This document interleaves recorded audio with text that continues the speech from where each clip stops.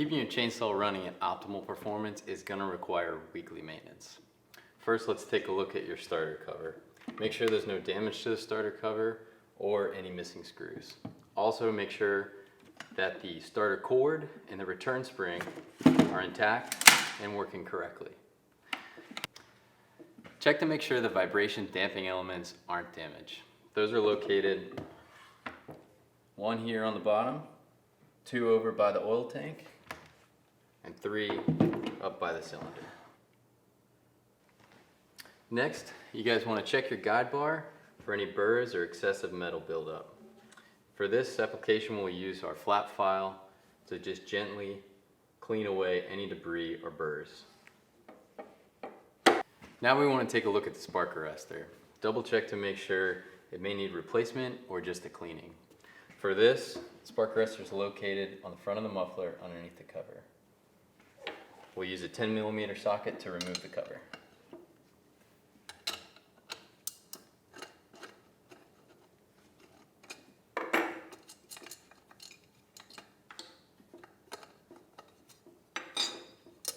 Once the cover's off, check the screen for any carbon buildup, in which we'll just clean off with a wire brush. If there's no damage to the spark arrestor and it's clean, go ahead and put it back on. We'll go ahead and clean external surfaces. Also make sure that the carburetor and any of the adjacent areas is clean as well. Also check the fins, which are in charge of cooling the engine as it runs.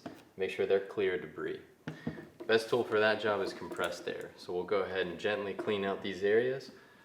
Just a note, make sure that the air filter remains on the carburetor so no unwanted debris enters the carburetor.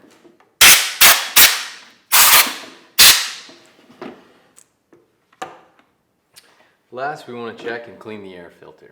If the air filter is too dirty or damaged for any reason, we're going to go ahead and replace it.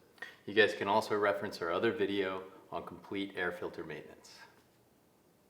Perform these steps once a week will keep your chainsaw running at peak efficiency.